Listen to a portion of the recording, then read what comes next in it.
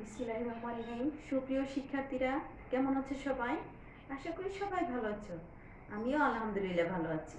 আজকে আমি অনলাইন ক্লাসে তোমাদের ষষ্ঠ শ্রেণীর বাংলা প্রথম পত্র পাঠ্য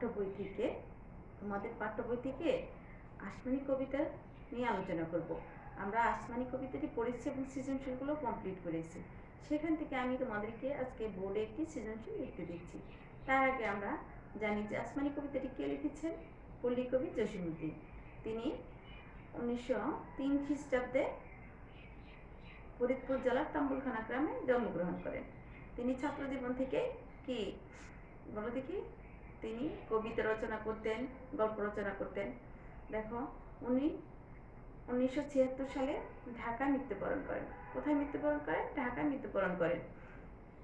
আসুন ওনার লেখা আসমানি কবিতাটি আমরা একটু দেখে নিই। আসমানি কবিতার মূল বাক্য আসলে কি বুঝিয়েছে সেটা কিন্তু আমরা আগে বলেছি, ঠিক না? আসমানি গরিব, তাদের বাসাটা হচ্ছে পাখির বাসার মতো একদম নড়বড়ে হালকা। একটু বৃষ্টিতে তাদের বাসা নড়বড় করে, ঠিক মতো খেতে পায় না, অসুখে ভুগে। পোশাক তার ছেঁড়া, মুখে তার হাসি নেই, নেই গান। তারপর দেখো, তাদের বাড়ির আশেপাশে অস্বাস্থ্যকর পরিবেশ। আসমানির জীবনে নেই কোনো আনন্দ।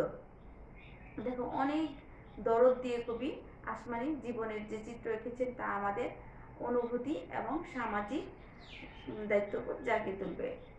দেখো, ঠিক এরকমই একটি অনুচ্ছেদ আজকে তোমাদেরকে আমি এখানে বোর্ডে লিখে দিয়েছি।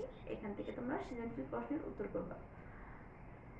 1988 সালে ঘূর্ণিঝড়ে সবকিছু হারিয়ে পথে এসে দাঁড়ায় শাহেদ মিয়ার পরিবার। মাথা গোঁজার ঠাঁই না পেয়ে গাছের তলায় রাত কাটে তাদের। দুবেলা দুমুঠো খাবারের অভাবে পাঁজরের হাড় পেরিয়ে যায় শাহেদ মিয়ার ছেলে মেয়েদের। চারপাশের অস্বাস্থ্যকর পরিবেশ, নিত্য রোগে ভুগতে থাকে তার বাচ্চাগুলো। দেখো, এটা কিন্তু একটা দুর্ঘটনার পরবর্তী ঘটনা। পরবর্তী যে জীবন সেটা হচ্ছে শাহেদ মিয়ার পরিবারের। কিন্তু আসমানি কবিতা কিন্তু ওদের নিত্য নৈতিক প্রতিদিনের ঘটনায় অভাব অনটনের, ঠিক না? দেখো, সেক্ষেত্রে আমরা বুঝতে পারলাম যে দেখো, কিছু কিছু মিল আছে যে দুমুঠো দুবেলা খেতে পারে না, অস্বাস্থ্যকর পরিবেশের কারণে তাদের শাহেদ মিয়ার বাচ্চাগুলো সবসময় রোগে সুখে ভুগে। দেখো, অনুচ্ছেদটা তোমরা 2-3 বার পড়বা প্রশ্ন উত্তর লেখার আগে। তোমরা খেয়াল করবা, যখন একটি সৃজনশীল প্রশ্নের উত্তর করবা তখন তোমার মাথায় থাকতে হবে যে অনুচ্ছেদের মূল ভাবটা আসলে কি, সেটা তুমি বুঝতে পেরেছো কিনা। যদি অনুচ্ছেদের মূল ভাবটা তুমি বুঝতে না পারো, তাহলে কোনোভাবে তুমি এটার উত্তর করতে পারবে না। আর সেই ক্ষেত্রে খেয়াল করতে হবে যে কবিতার বা যে গল্পের রিলেটেড যে সৃজনশীলটি, ওই গল্পটির মূল ভাব এবং কবিতার মূল ভাবটি তুমি আসলে সম্পূর্ণভাবে বুঝতে পেরেছো কিনা। যদি বুঝতে পারো তাহলে দেখবে তোমার জন্য খুব সহজ হয়ে যাবে কি সৃজনশীল প্রশ্নের উত্তর করা। দেখো, আমরা খেয়াল করি, আমি কিন্তু আগেই বলেছি আসমানি কবিতার মূল ভাবটা কি, তোমরা সেটা খুব ভালোভাবে জেনে নেবা। দেখো, আসমানি গরিব, তাদের বাসা পাখির বাসার মতো হালকা। একটু কি বৃষ্টিতেই নড়বড় করে, বৃষ্টি পড়ে, গড়িয়ে পানি পড়ে আর কি নড়বড় করে।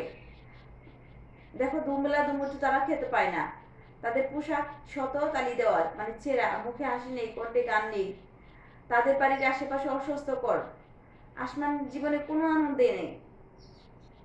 অনেক দরদ দিয়ে কবি আসমানির জীবনের যে চিত্র এঁকেছেন তা আমাদের সহানুভূতি এবং সামাজিক দায়বোধ জাগিয়ে তোলে। কবি যে এত সুন্দর করে এই কবিতাটি লিখেছেন, সেই কবিতাটি পড়লে আমাদের কি হবে? সামাজিক দায়বোধ এবং আমাদের সহানুভূতি জাগিয়ে তুলবে। সেক্ষেত্রে তোমরা দেখো, এই অনুচ্ছেদটা ঠিক এরকমই একটা কিছু। দেখো, ক নাম্বার হচ্ছে জ্ঞানমূলক প্রশ্নের উত্তর। তোমরা সবাই জানো কিভাবে উত্তর করতে হয়। নকশি কাতার মাঠ গ্রন্থটি কার লেখা? নকশি কাতার মাঠ গ্রন্থটি কার লেখা? তোমরা সবাই বলো দেখি, নকশিকাঁথার মাঠ গ্রন্থটি কার লেখা? আমরা যখন কবি জসীমউদ্দীনের প্রধান কাব্যগ্রন্থগুলো জেনেছি, তখন কি নকশিকাঁথার মাঠ এটা ছিল? যদি থেকে থাকে তখন তোমরা কি লিখবা বলো দেখি? নকশিকাঁথার মাঠ গ্রন্থটি কবি জসীমউদ্দীনের লেখা। আসমানীদের দুঃখের কারণ ব্যাখ্যা করো। আসমানীদের যে এত দুঃখ, সেটার কারণ কি সেটা এখানে ব্যাখ্যা করবা। এটা হচ্ছে তোমাদের অনুধাবনমূলক প্রশ্ন। তারপর ঘ নাম্বার দেখো, উদ্দীপকের সঙ্গে আসমানী কবিতার মিলগুলো তুলে ধরো। উদ্দীপকের সঙ্গে তুমি কি করবা? দেখো, আসমানী কবিতার মূল ভাবটা তুমি পড়বা, আর উদ্দীপকটা তুমি পড়বা। পরে দেখো কোথায় কোথায় মিল আছে, সেই মিলগুলো তোমরা উল্লেখ করবা। ঠিক আছে, তুলে ধরবা। এখানে তোমরা আসমানী কবিতাটি পড়ে কি শিখেছ, আর উদ্দীপকটি পড়ে তুমি কি বুঝেছ, এই দুটার প্রয়োগ ঘটাতে হবে তোমাকে এখানে প্রয়োগমূলক প্রশ্নে। ঘ নাম্বার, উদ্দীপকের সঙ্গে আসমানী কবিতার সাদৃশ্য থাকলেও প্রেক্ষাপট ভিন্ন বিশ্লেষণ করো। আমি তোমাদেরকে পূর্বেই বলেছিলাম যে আসমানীদের কিন্তু নিত্য নৈমিত্তিক ঘটনা, প্রতিদিনের ঘটনা। এটা কি, এটা কোনো দুর্ঘটনার পরের ঘটনা নয়। কিন্তু এই শাহেদ মিয়ার পরিবার একটা দুর্ঘটনার পড়ার পর থেকে তাদের জীবনে এরকম দুর্বিষহ নেমে আসছে। সেই কথাগুলো খুব সুন্দর করে তোমরা এখানে গুছিয়ে লেখো। ঠিক আছে, আর প্রেক্ষাপটটা যে ভিন্ন, এটাই তোমরা এখানে বিশ্লেষণ করবা। তাহলে আসো, ক খ গ ঘ এই 4টি প্রশ্নের উত্তর তোমরা এখনই আমাকে লিখে দাও। তাহলে দেখবে তোমাদের আসমানী কবিতা থেকে বাকি সব সৃজনশীল খুব সহজ হয়ে যাবে পড়া। ঠিক আছে, আর এইটা তোমরা এখন আমাকে লিখে দিবা, পাশাপাশি এটা তোমরা আমাকে কি করবা, বাড়ির কাজ করে দিবা। ঠিক আছে, এর আগে আমি আসমানী কবিতার যে সৃজনশীল পড়েছি সেটাও খুব ভালো করে প্র্যাকটিস করবা। সবাই ভালো থেকো, সুস্থ থেকো, আল্লাহ হাফেজ।